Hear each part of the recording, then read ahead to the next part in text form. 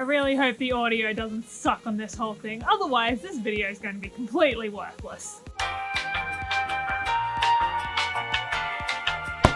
What's up YouTube? Welcome back to my corner of the internet. For those of you that don't know, which may actually be the vast majority that watch my videos, considering this is only the third one, I do competitive race walking. And for those of you that don't know what race walking is, it just means I like walking really long distances in the most unnatural way possible. So I've been doing race walking since I was about 12 or 13 years old, which makes it about 11 years now that I've been competing in the sport. And for the most part, I've been very lucky that I haven't sustained a serious injury. Yes, I've had little niggles with my ankles and my knees and my hips because that is basically what race walking is.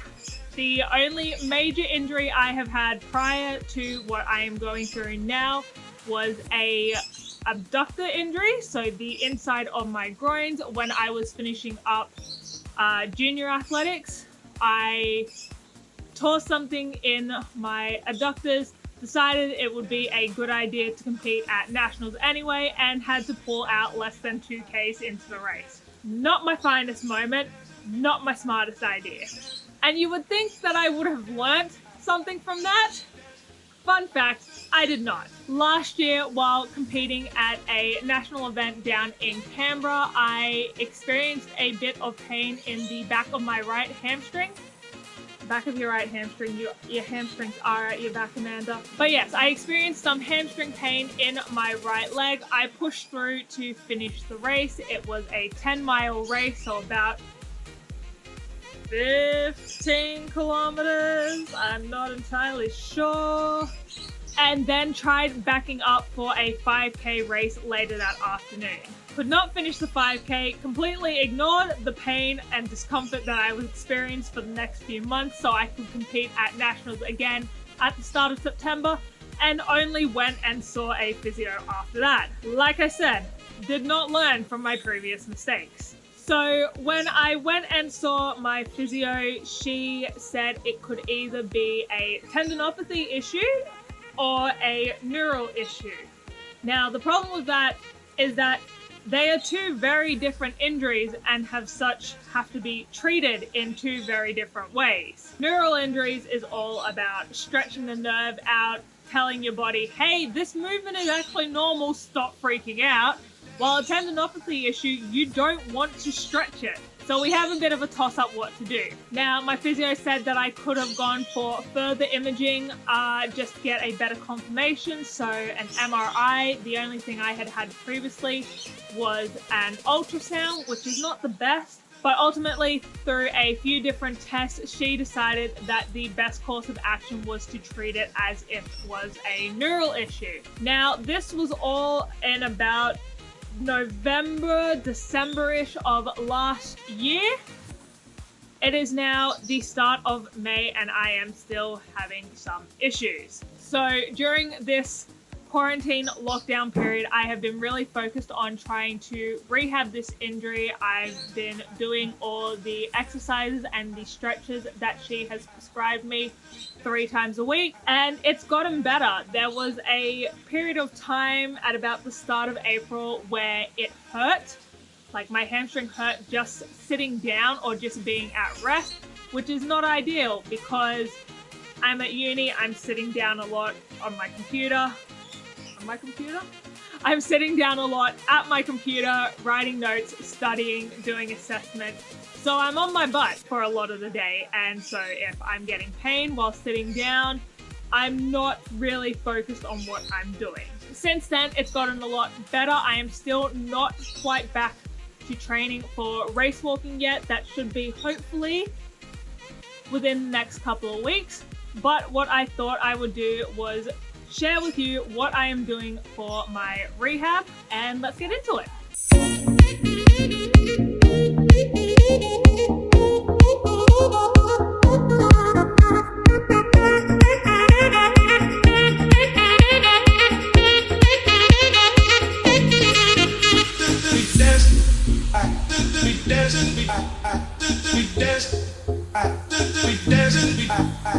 We dance.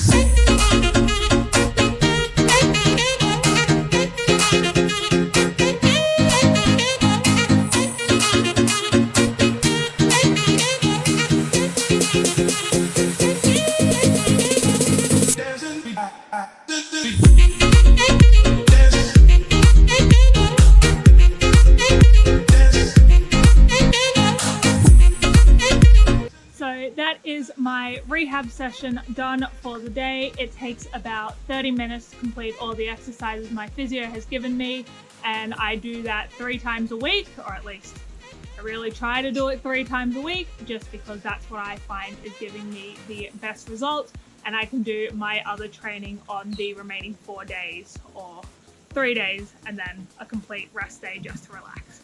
What I generally do at the end of each of my rehab sessions is I do a 10-minute core circuit. So what I do is I've got a few different ones where I just mix up 10 different exercises. I do each exercise for 45 seconds and then have a 15-second rest.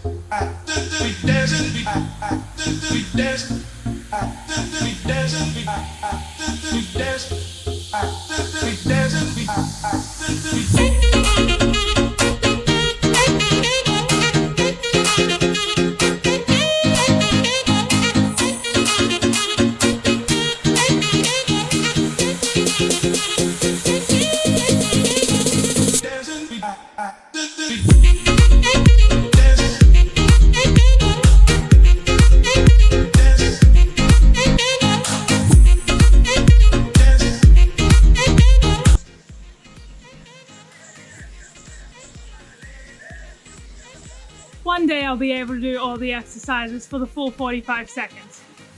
But today is not that day. So that is the end of this vlog. Thank you all for watching. Be sure to subscribe down below, check out my Twitter or my Instagram, and I will catch you all again next week.